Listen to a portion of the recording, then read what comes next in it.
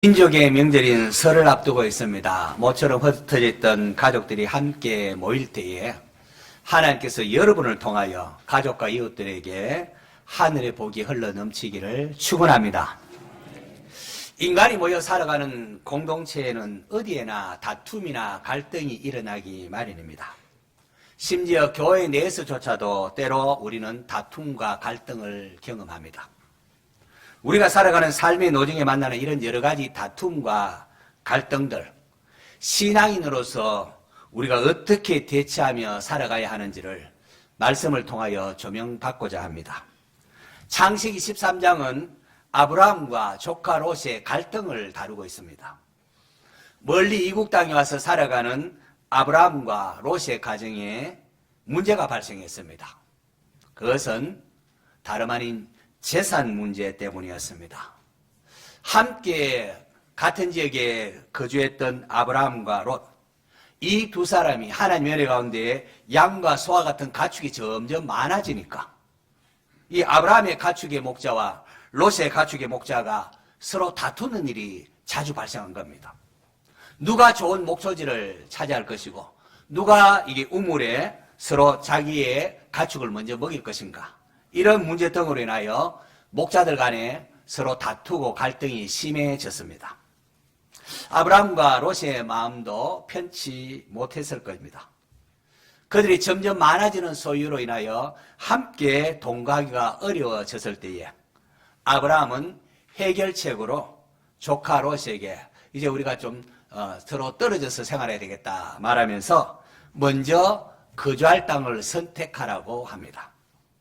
이에 롯은 기름진 요단 들을 택하여 동쪽으로 갔고 아브라함은 척박한 헤브론 산지를 중심으로 살아가게 됩니다. 특별히 오늘 읽은 본문에 보면은 두 사람이 눈을 들어 무엇을 바라보는 장면이 있습니다. 롯이 눈을 들어서 요단들을 이렇게 바라보는 것과 아브라함이 눈을 들어서 동서남북을 바라보는 겁니다. 먼저 롯의 시선을 보겠습니다. 오늘 본문 창세기 13장 10절 우리 스크린 보면서 같이 한번 읽겠습니다. 시작.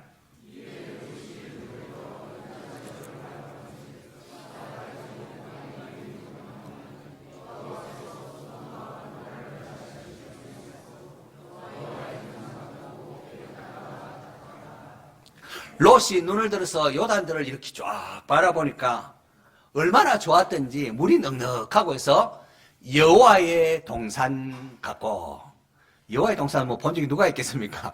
그런데 너무 좋으니까 여호와의 동산 같고 또 애굽 땅과 같았더라. 당시 애굽 땅은 나일강이 흘러가서 거기서부터 비가 오지 않아도 물대기를 할 수 있어 농사 지을 수 있는 그런 비옥한 땅이었습니다. 그러자 롯은 이 요단 지역을 택하여 아브라함 떠나 동쪽으로 갔습니다. 이런 목축업을 하는 롯의 입장에서는 물이 넉넉하고 기름진 땅을 선택한 것은 그야말로 최선의 선택, 지혜로운 선택이라 생각이 될 것입니다. 롯의 아내도 얼마나 좋았겠습니까? 아무리 좋다 해도 그래도 시댁 숙부인 아브라함과 함께 하는 것 내심 그래도 조금 불편했을 텐데, 남편이 목축업하기 좋고 농사 짓기 좋은 땅을 택해서 이제 시댁 숙부를 떠나서 이사하니까 그저 좋았을 것입니다. 하지만 이런 롯의 선택에는 한 가지 중요한 사실이 빠져 있습니다. 무엇이겠습니까? 하나님이 빠져 있습니다. 롯이 눈을 들어 바라보고 어떤 일을 선택할 때에 하나님의 뜻이 어디 있을까? 하나님 뜻을 생각하지 아니하고 그저 눈에 보이는 대로 세상적 가치관으로 요단 지역을 택했던 겁니다. 롯은 저곳에 가면은 목축업도 잘 할 수 있겠고 그래 되면은 물질적인 더 풍요로워질 텐데 그렇게 해서 우리가 참 행복하지 않을까 생각했던 것으로 보입니다. 요단 동편을 택한 롯의 행로는 점차로 조금씩 어디로 가게 되는 거니까 소돔으로 옮겨지게 됩니다. 그런데 소돔은 어떠한 곳인지 13절 말씀 또 스크린 보면서 같이 읽습니다. 시작.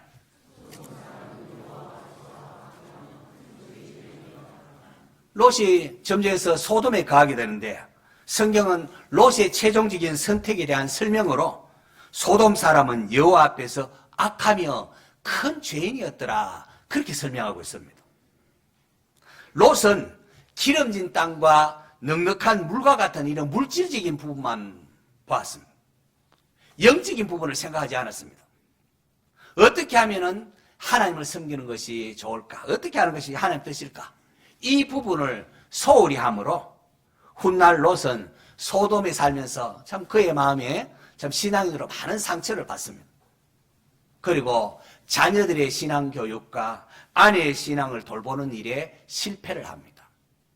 뿐 아니라 소돔과 고모라가 악해서 하나님부터 심판받을 때에 롯은 자기가 그동안 이루었던 모든 가축과 재산마저도 다 불타 없어지는 그런 결말을 맞이하게 됩니다. 자, 그런데 14절 이하에 롯의 시선과는 다른 아브라함의 또 시선이 나옵니다. 자, 14절 말씀 스크린 보면서 또 한번 읽습니다. 시작.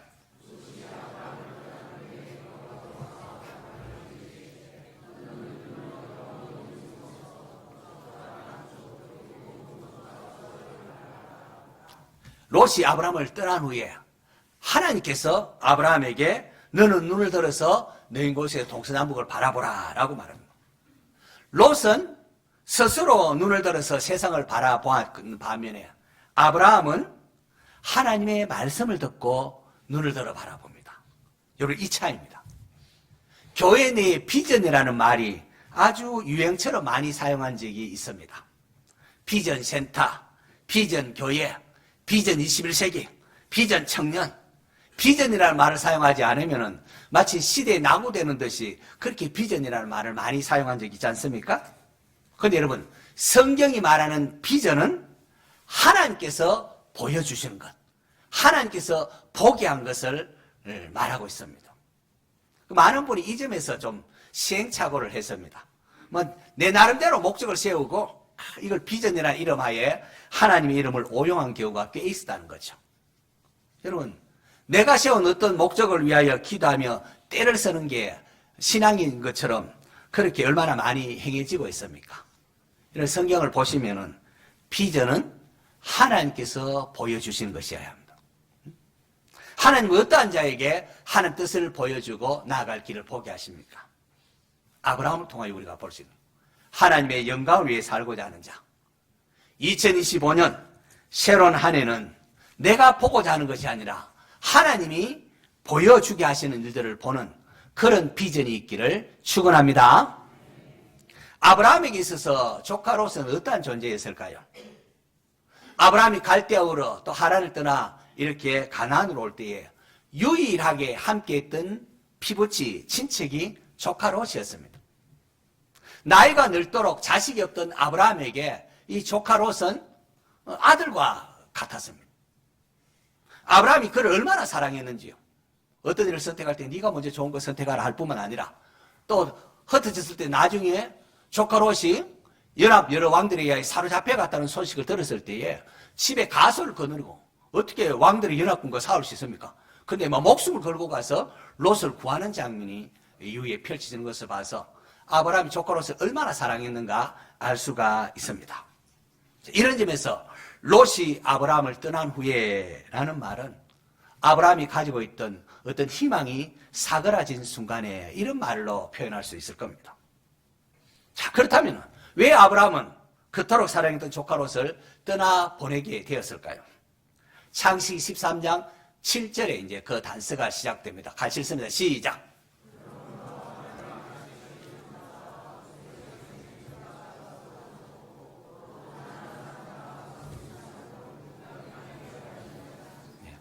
아브라함과 조카 롯은 하나님을 믿는 사람입니다. 하나님 말씀 순종해서 가나안 땅에 지고 와 있는데, 그런데 거기에 아브라함의 가축의 목자와 롯의 가축의 목자가 막 서로 자꾸 다툽니다. 그런데 거기 누가 있어요? 가나안 사람과 브리스 사람도 그 땅에 거주하였더라. 다시 말해서 하나님을 알지 못하는 이방인들이 거기 같이 있었다는 겁니다.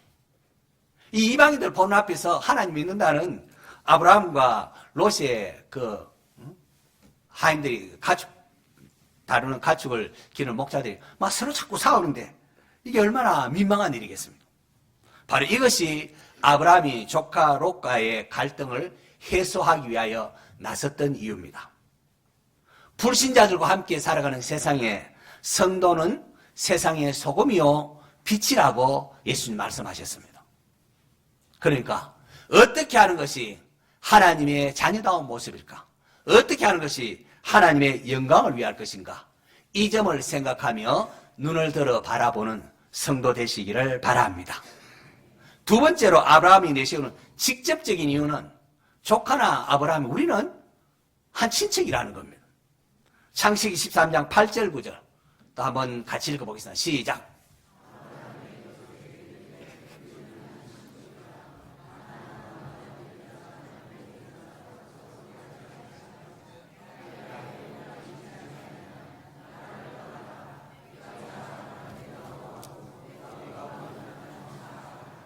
여러분, 갈등이 일어날 때 무엇이 지금 보다 중요한가를 살필 줄 알아야 됩니다. 갈등 거기에 매몰려. 무엇이 더 중요한가? 아브라함에 있어서는 가족 관계가 재산보다 더 중요하다는 겁니다. 그렇기 때문에 아브라함은 기꺼이 롯에게 야, 네가 먼저 거주할 곳을 선택하라 라고 합니다. 아마도 아브라함의 목자들과 롯의 목자들이 가축 문제로 서로 다퉜다 할 때에 여러분 아브라함의 마음이나 롯의 마음에도 이게 편치 않는 상처가 있지 않았겠습니까? 아브라함은 아브라함대로 조카가 그럴 수 있나 이런 생각 들고 롯은 롯대로 아브라함이 우더들이라고 뭐 그렇게 하냐 나름대로 그렇게 섭섭한 감정들 다 자기 중심으로 생각하다 보니까 섭섭한 감정들이 있을 수 있을 겁니다. 그래서 그런지 롯이 아브라함이 야 네가 먼저 택하라 할 때 아유 그래도 아무리 그래도 작은아버지가 먼저 선택하셔야죠. 삼촌이 먼저 선택 그렇게 할 법하지 않습니까?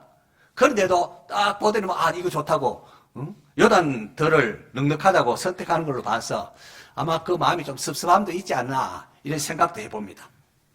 여러분 다툼과 갈등이 있을 때에 우리는 아브라함의 모습을 통하여 무엇이 더 우선이고 무엇이 더 소중한가를 생각할 수 있어야 됩니다. 물질적인 그런 이익보다도 가족이나 형제 우애가 우선이 되어야 되고 하나님 나라와 그의 영광을 생각할 줄 아는 그런 성도가 되시기를 바랍니다. 우리가 아멘은 쉽지 않습니다. 이게 믿음의 결단입니다. 그리고 마지막 세 번째로 또 하나 생각할 것은 하나님의 주권에 대한 하나님 주권에 대한 생각이 확신이 아브라함에게 있었지 않나 생각합니다. 이거 우리 신앙생활에 굉장히 중요한 부분입니다. 유대인의 관습으로 볼 때에 가장으로 또 어른이 또 아브라함이 먼저 선택하는 게 누가 봐도 옳지만은 조카 롯에게 네가 먼저 선택하라 허락한 것은 하나님의 주권에 대한 믿음이 있었기 때문입니다. 하나님에 대한 믿음이 없으면 내가 중요합니다. 내가 어떤 문제에 있어서 내가 결정하고 내 중심으로 이 일이 진행되어야 합니다. 그러나 하나님이 어떠한 분이신가를 알게 되면 그렇지 않습니다. 모든 것이 아무리 그래도 하나님의 손에 역사가 달려있다. 하나님께서 모든 역사를 움직인다. 이것을 아는 사람은 조급하지 않습니다. 당장 눈에 보이는 것을 일어나여 좌절하지 않습니다. 오히려 내가 가진 것에 대하여 관용하게 되고 주님께 맡길 수 있습니다.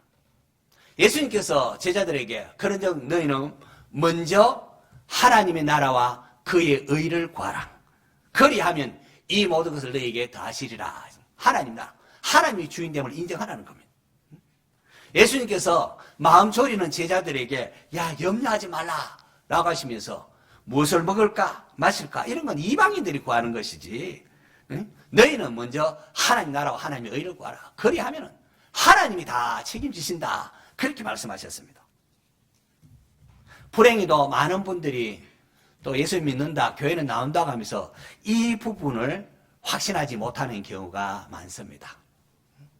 그래서 오히려 자기 밥그릇을 챙기기 위하여 하나님을 저버리고 말씀을 저버리는 경우가 많지 않습니까?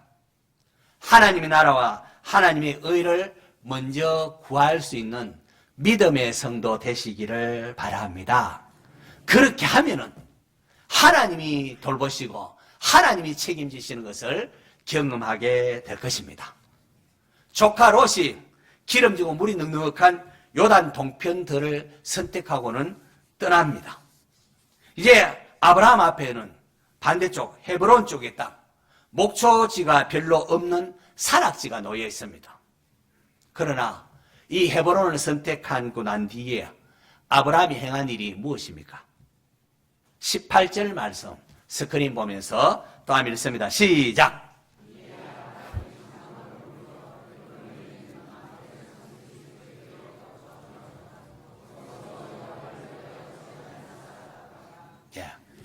산지 헤브론에 거하면서 뭐 했다고요? 거기서 여호와를 위하여 제단을 쌓았더라. 이게 아브라함입니다. 비록 메마른 헤브론 땅이 자기에게 주어졌지만은 그것조차도 감사하는 마음으로 예배 드리는 아브라함입니다. 하나님 감사합니다. 비록 산악지요 목축하기가 좀 어렵겠지만은 하나님 주신 땅으로 알고 감사하며 살겠습니다. 이것이 금보다 귀한 믿음입니다. 하나님 기뻐하십니다. 하나님은 이러한 아브라함을 붙드셔서 믿음의 조상으로 오고 오는 세대에 복의 통로로, 복의 근원으로, 복으로 세워주셨습니다. 믿음으로 사는 아브라함을 하나님께서 어떻게 위로하셨는가를 보십시오.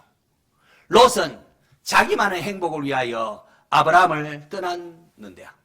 떠난 후에 아브라함의 마음에 외로움과 또 상처 입은 이런 여러 가지 것들, 하나님께서 아브라함을 위로하십니다. 하나님께서 아브라함의 마음을 치유하시고 위로하시는 내용이 14절 이하에 나와 있는데 14절과 15절 두 절만 같이 보겠습니다. 시작!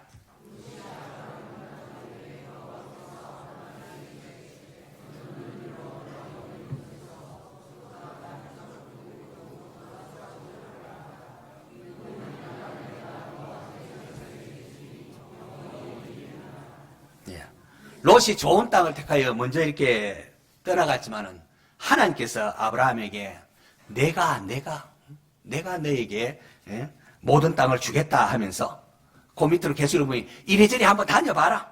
네가 밟는 모든 땅을 내가 너와 네 자손에게 주겠다. 그리고 네 자손이 땅의 티끌같이 많게 되리라 라고 하십니다.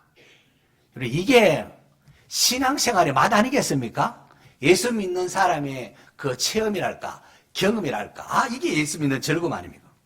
여러분, 믿음으로 어떤 것을 바라보면서 순종하며 포기했을 때에 때로 우리 마음은 나만 손해보는 것 같고 불안하고 초조할 수 있습니다. 하지만 그때마다 하나님은 말씀으로 우리를 찾아와서 위로하시며 격려하십니다. 저의 경우에는 누가복음 12장 32절이 큰 위로의 말씀으로 찾아왔습니다. 적은 무리여 무서워하지 말라. 너희 아버지께서 그 날을 너에게 주시기를 기뻐하시느니라. 제가 결정적으로 하나님 앞에 깨어진 적이 있거든요. 제 인생을 이 몸이 하나님 것이니까 하나님께 드리겠습니다 하고 이렇게 결정적으로 하나님 앞에 깨어졌을 때에 개인적으로 굉장히 불안하고 내 인생은 이제 망하는 게 아닌가 이런 생각이 들었는데 그때 하나님께서 이 말씀으로 저에게 위로해 주신 것을 느꼈습니다. 적은 무리여 무서워하지 말라. 너희 아버지께서 그 날을 너희에게 주시기 기뻐하느니라. 여러분 믿음의 눈으로 어떤 것을 바라보고 어떤 일을 결정할 때에 당장은 참 내가 손해보는 것 같고 그렇게 어려워 보이지만은 곧이어 하나님의 위로하심이 있습니다. 하나님께서 내가 너와 함께 하마. 내가 너의 방패가 되어주고 내가 너의 유업이 되어주마. 이렇게 말씀을 하십니다. 우리가 믿는 하나님은 은혜가 풍성한 하나님이십니다.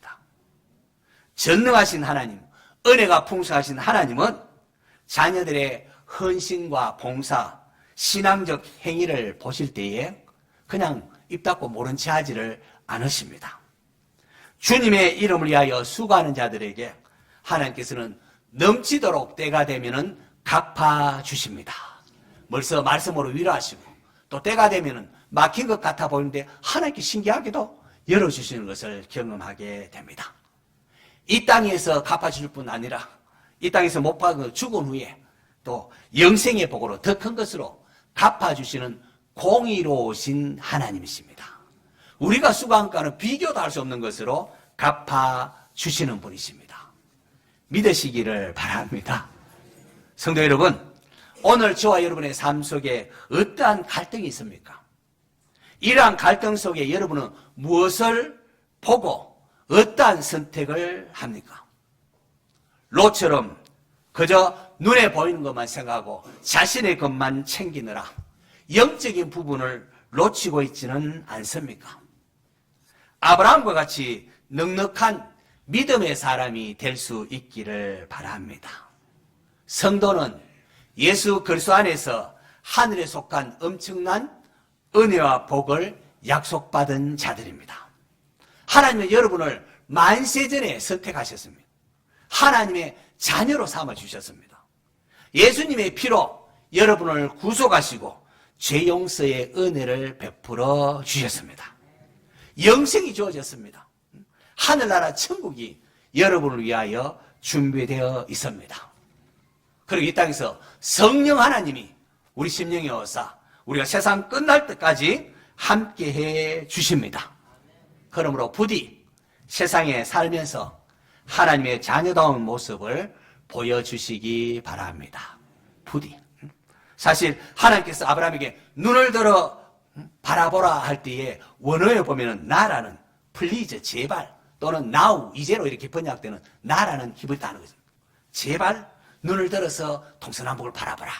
이 하나님의 마음이 담겨 있던 거죠.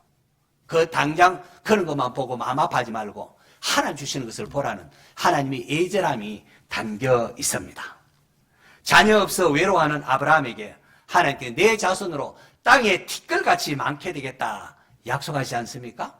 동서남북을 바라보라. 이게 다 너와 내 자손에게 주는데 내 자손이 땅에 티끌같이 많게 되겠다 라고 하셨는데 이것은 1차적으로 이삭과 그의 후손으로 이스라엘 12지파를 형성하는 것으로 자녀의 축복이 성취가 됩니다. 하지만 이것의 보다 궁극적인 성취는 언약의 자손으로 이 땅에 오신 하나님의 아들 예수 그리스도와 그를 믿는 모든 믿음의 자손을 포함하고 있는 겁니다. 저와 여러분도 거기 아브라함 자손으로 포함이 되고 있는 겁니다.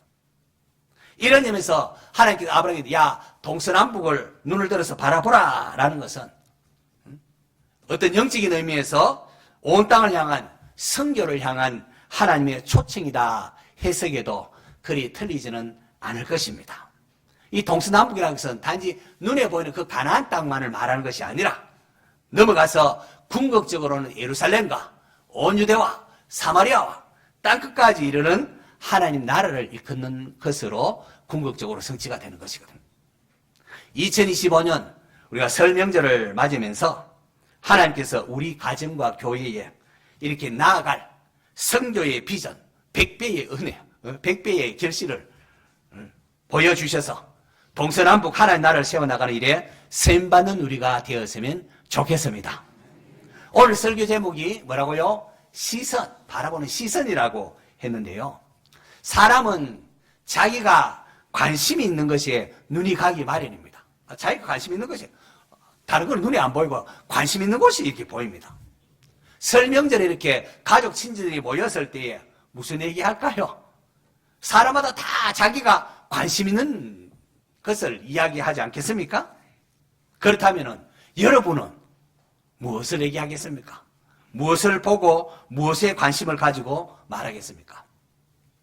설 명절을 맞아 가족 친척들이 모였을 때에 우리를 향한 하나님의 뜻이 무엇인지를 바라보며 그것을 이야기할 수 있었으면 하는 바람으로 시선이라는 제목으로 설교를 준비한 겁니다.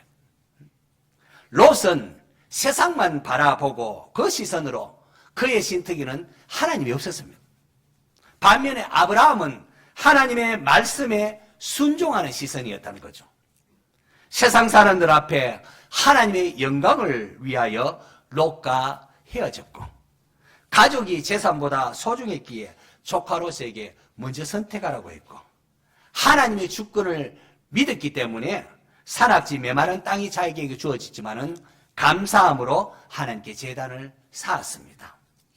하나님은 이러한 아브라함을 위로하시고 복을 약속하셨습니다. 오늘 예배드리는 저와 여러분도 마찬가지 아니겠습니까? 우리의 시선이 하나님을 향할 수만 있다면 하나님은 우리를 통하여 주의 일을, 하나님의 일을 보게 하십니다. 그럴 때는 우리의 삶이 하나님 나를 위한 역사를 이루고, 내가 하는 공부하는 것, 내가 하는 사업이 하나님 나를 위한 역사를 이루어가는 것이 될 것입니다.